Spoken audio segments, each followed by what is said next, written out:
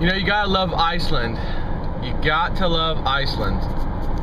And I believe the latest, which again is, you know, back in May, I think, of a Webbot report, was saying that Spain, with its, again, same as Greece, austerity measures and all that, it can't pay its debt.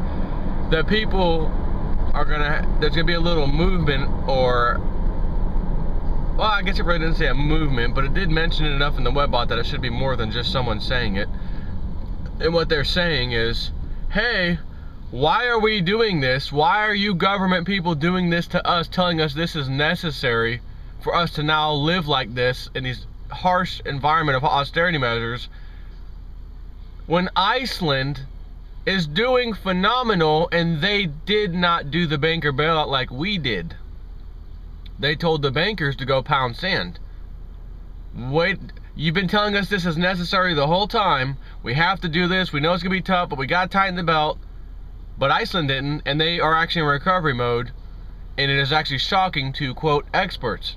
Now, once again, experts continue to praise Iceland's recovery success after the country's bank bailouts of 2008.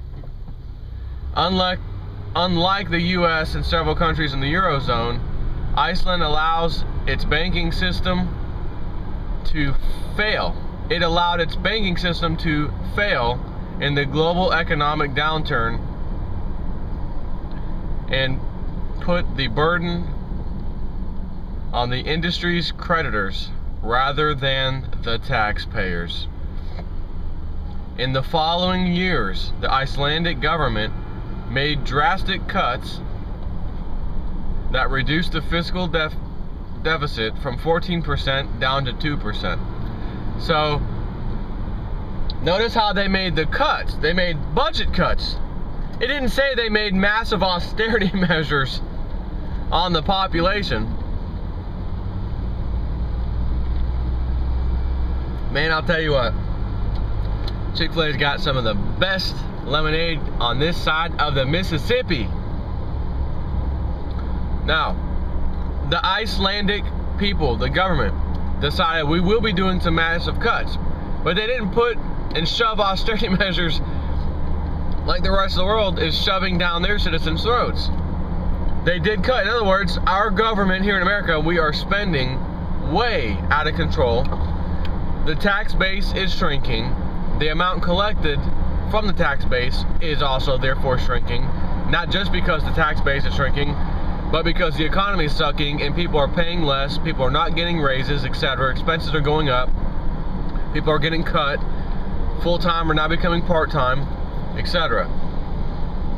So when you hear me read that and it says they cut the deficit, that would be like our government saying, you know what, this whole war machine we got going on here, yeah, it's not really working out too well. We're gonna have to cut defense spending by a massive such and such.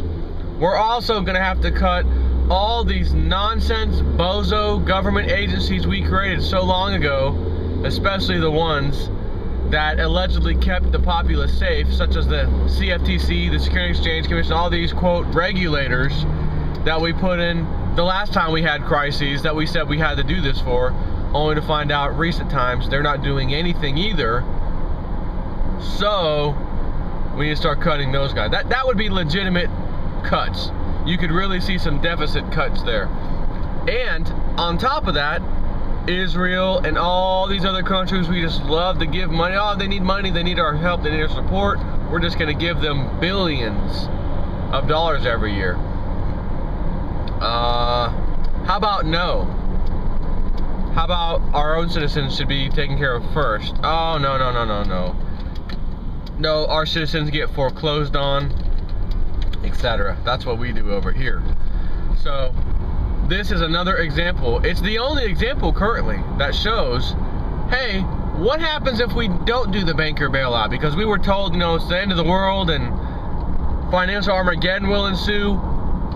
And they convinced us that, well, not you and I, but most people, most Americans that, therefore we allowed it. Because wait a minute, what if they're right? What if we didn't do this and it was literally financial Armageddon? I mean, man, we don't have an example to look at, so it's just speculation. You know, these guys are the experts, they're the ones in charge, so we probably should listen. But wait a minute, the one lone voice in the background of all the bozo sheep, old J Snip 4 stands up.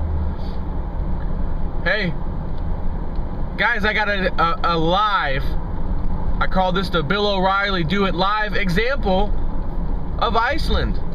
Huh? Iceland, what shh, shh. Oh no, no, no, no, no, no, no, no, don't let him speak, don't let him speak. No, no, oh no, he's gonna say it. Yeah, I am gonna say it. Iceland did it.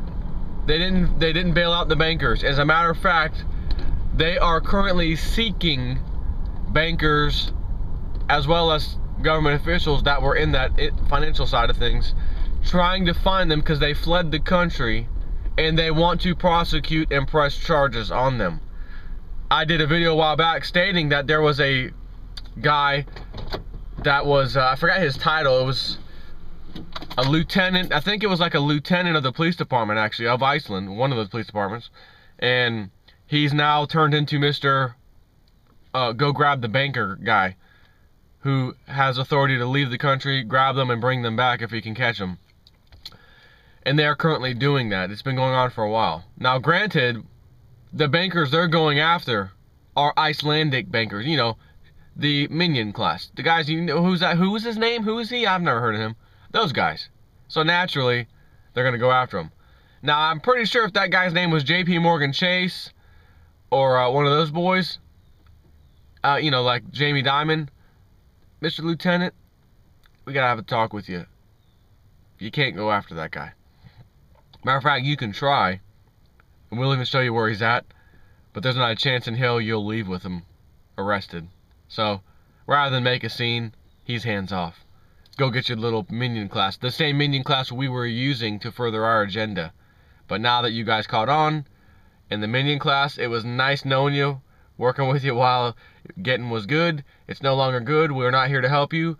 When they catch you and take your butt to jail, sorry about your luck, we're not going to help you. But that's the way it always is. And people think, oh, my boys will save me. My boys will get me out of this. No, your boys aren't your boys. You're not part of the club. You are used. You are a stepping stone of the club. So here's another prime example. Iceland. They did it. It worked. And today, as a matter of fact, to finish that, in the following years, the Icelandic government made drastic cuts that reduced the fiscal deficit from 14% GDP down to 2%. At the same time, unemployment in Iceland has shrunk to less than 5%, while analysts predict the North Atlantic economy to grow some 2.8% by the end of 2012, according to recent reports. The rebound continues to wow officials. This can't be possible. This is not... It's not what Princeton, Harvard, and Yale taught me, and my friends at the central banks that gave me this position, they didn't tell me this is how it's supposed to go. They told me it would be financial Armageddon. But it's not financial Armageddon. As a matter of fact, it's the complete opposite. It's prosperity. Let me continue reading this. The rebound continues to wow officials, including the IMF's Christine Lagarde, who recently referred to the Icelandic recovery as, quote, impressive? We're going to have to get rid of her out of the IMF. We know we replaced old Dominique Strauss-Kahn. Christine, you sounded good at the beginning, but we need a new head. We can't have you talking like that. And experts continue to reiterate that European officials should look to Iceland for lessons regarding austerity measures and similar issues. And if the webbot's going to be right, we ought to hear some noise or signs or protesters saying something in Spain regarding why don't we just do what Iceland did? The million-dollar question. That's what that would be. The Financial Times outlined a number of important points for countries in the Eurozone to consider in an article published on Monday. These include Iceland's tactic of pursuing, quote, politics of social and economic inclusion. This includes heavier taxes on the higher brackets while cutting welfare schemes less than other areas of the budget to retain the purchasing power of lower income groups. So wait a minute, hold on. Hold the phone. All I hear in American mainstream news is that if you tax the rich more than the rest of us, you know, lower guys, peasants, we're all peasants technically, but if you tax the rich more than what they're paying, it actually helps the economy. Oh, no, that's not true. It's not true because the rich people are the ones that create the jobs. Rich people create jobs. And if you tax them, they're not going to be able to create enough jobs. That's all I've been hearing. That's all I've been hearing. Naturally, I live in America, so pardon me for hearing that, but that's what my propaganda press TV tells me. I have an actual example of what happens when you tax people way rich. We're not talking, you know, people who you and I might normally consider rich. They're talking about majorly big players. I'm assuming anyways. I shouldn't say that because I'm assuming that, but nonetheless, it did say the rich. So it works, and not bailing out the banker class also works. Two of those things that my mainstream is pounding in my head that don't you dare think of it, it won't work. It leads to financial Armageddon. And if we tax the rich, it also leads to even more unemployment and things get worse. Huh. Iceland didn't bail out the bankers. Check. Working phenomenally. Iceland did not implement austerity measures like the rest of the world. Check. Working phenomenally. Iceland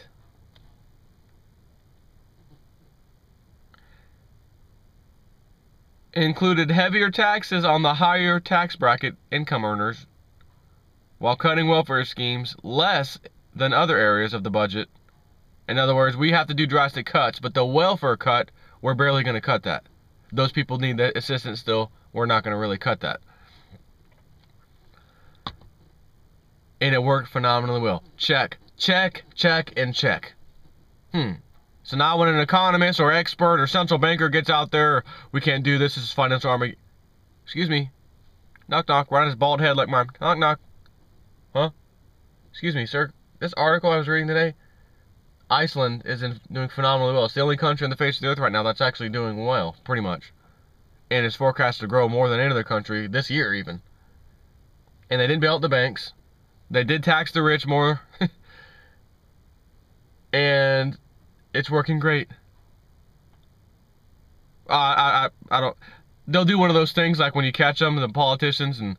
Sir, you're at the Bohemian Grove Club. Could you tell us about that? And then they just kind of like look, pretend they didn't hear you. Yeah, hey, I appreciate you guys coming. And yeah, oh yeah, we need some change in this country. And shaking hands, yeah. And they're just buzzing them in the ear. Sir, can you talk about the time you were at the Bohemian Grove with a bunch of naked gay men? Yeah, okay. Just in one ear, out the other, no, I can't hear. That's the kind of response you would expect. Hey, Iceland did it and it works. Did you guys hear something? Because I hear nothing but crickets all of a sudden. I gotta go. Take care. Anyways, I do have to go. Take care.